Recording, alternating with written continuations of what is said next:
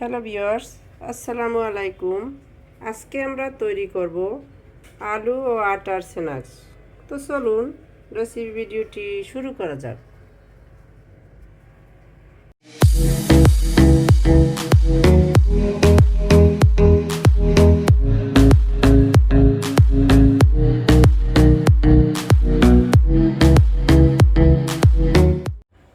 কিচেনে এসে চুলা একটা প্যান বসিয়ে এতে দিয়ে দিচ্ছি প্রয়োজন মতো তৈল।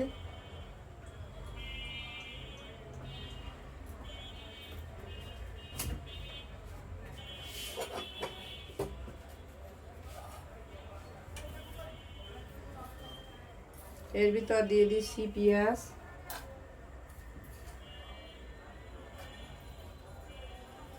এখানে আমি হাফ কাপ পরিমাণের পেঁয়াজ দিয়ে দিয়েছি।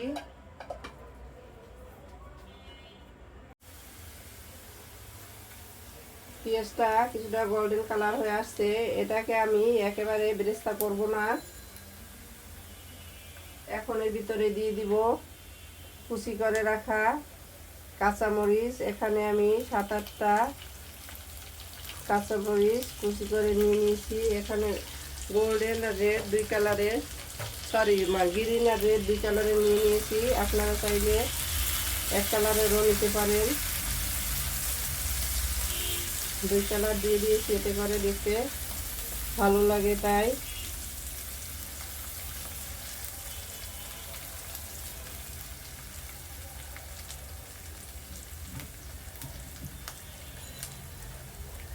এখন আমি এর ভিতরে দিয়ে দিব আলু। এখানে আমি প্রায় 1 বাটি আলু কুচি করে রেখেছি।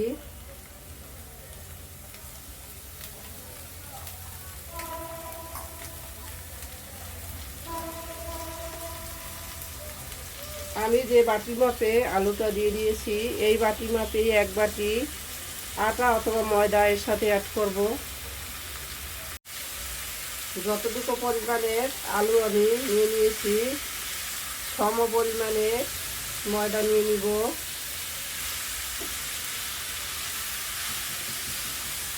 এগুলোকে আমি ভালোভাবে মিশিয়ে নিচ্ছি।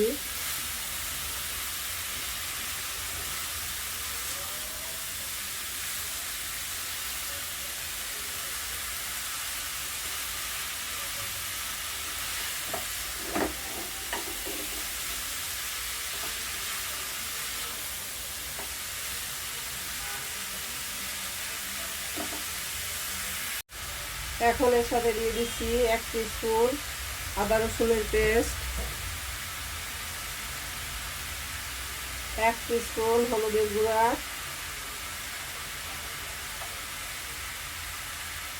1 টিস্পুন ধনিয়ার গুঁড়া,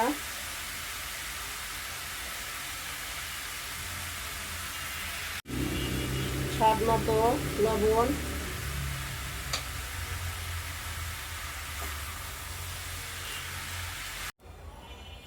সবগুলো উপকরণ একত্রে আমি ভালোভাবে নেড়ে মিশিয়ে নিয়েছি।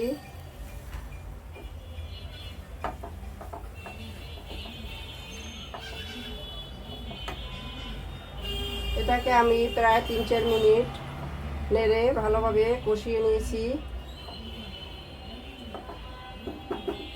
এখন আমি এর ভিতর দিয়ে দিব পানি।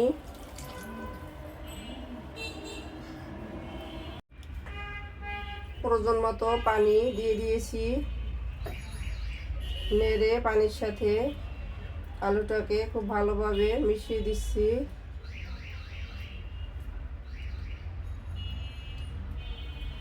এখন অপেক্ষা করব এটা ফুটে আসার জন্য। ঢাকনাটা তুলে নিচ্ছি। দেখতে পাচ্ছেন আমাদের আলুর ঝোলটা ফুটে উঠছে। আলুটা বেশ সিদ্ধ হয়ে গেছে। এখন আমি এর ভিতরে দিয়ে দিচ্ছি চাট মশলা, প্রায় 1.5 টিস্পুন চাট মশলা দিয়ে দিলাম।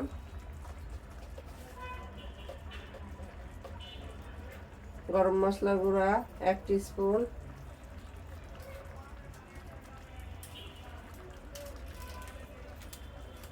স্বাদের ম্যাজিক মশলা দিয়ে দিচ্ছি। আমি এখানে 2 প্যাকেট দিয়ে দিলাম। এটা হাতের কাছে থাকলে অবশ্যই দেওয়ার চেষ্টা করবেন, এতে করে স্ন্যাক্সের টেস্টটা কয়েক গুণ বেড়ে যাবে।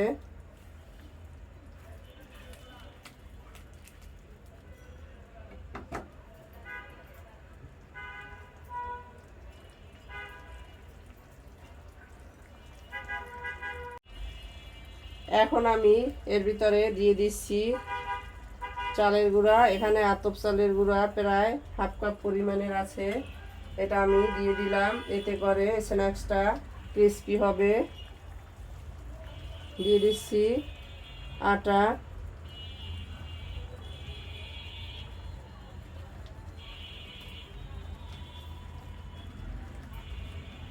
এখন আমি এগুলোকে নেড়ে একটা ডো তৈরি করে নেব।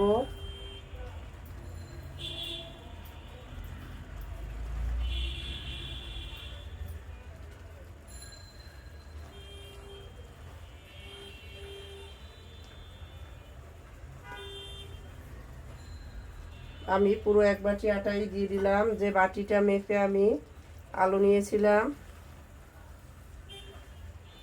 তার সম পরিমাণে আটা দিয়ে দিয়েছি, আর 1/2 কাপ দিয়ে দিয়েছি চালের গুঁড়া।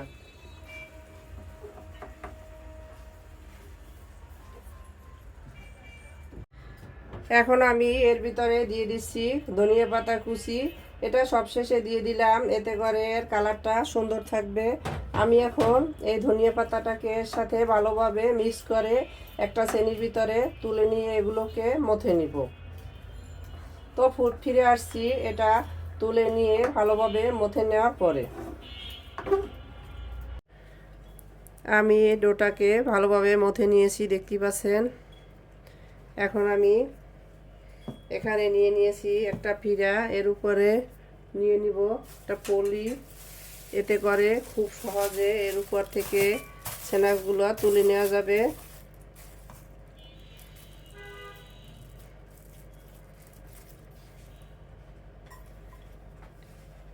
আমি একটা বেলুনের মাধ্যমে হালকা চেপে চেপে এটা বড় রুটি আকারে তৈরি করে নিচ্ছি।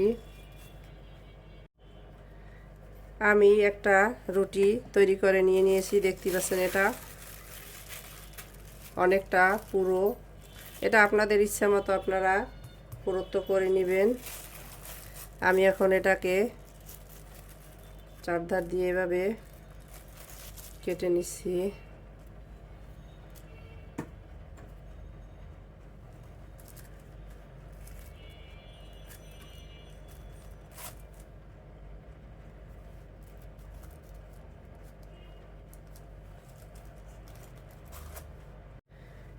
এখন আমি এগুলোকে একটা আলাদা প্লেটে তুলে নিচ্ছি।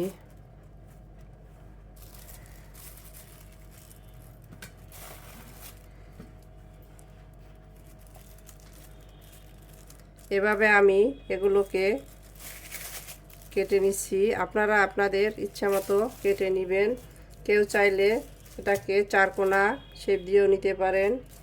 আমার কাছে এভাবে দেখতে ভালো লাগে, তাই আমি এভাবে করে নিচ্ছি।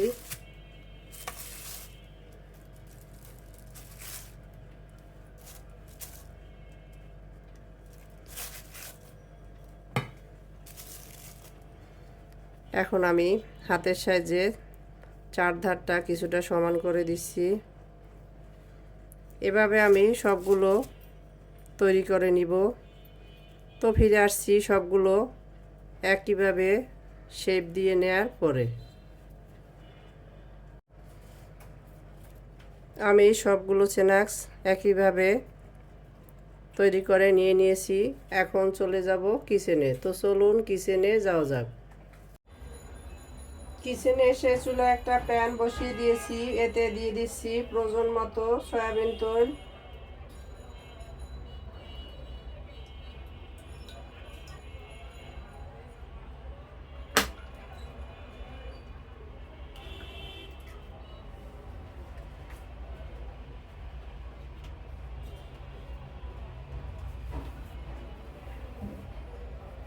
তেলটা গরম হওয়ার জন্য অপেক্ষা করব।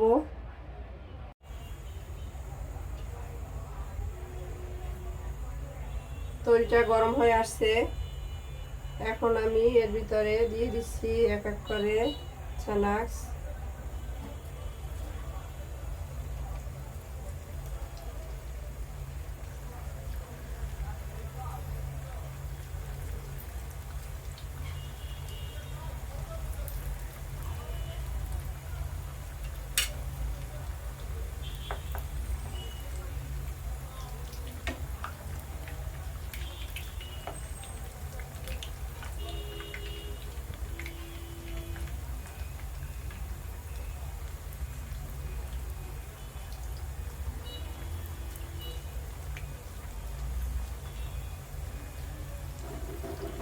আমি এক ব্যাচ দিয়ে দিয়েছি, এখন এটাকে কিছুক্ষণ একইভাবে রেখে দেব, এতে করে এটা কিছুটা শক্ত হবে। এখন নাড়া দিলে ভেঙে যাওয়ার সম্ভাবনা আছে। এখন আমি এগুলোকে উল্টে দিব। দেখতে পাচ্ছেন এক সাইড গোল্ডেন ব্রাউন হয়েছে।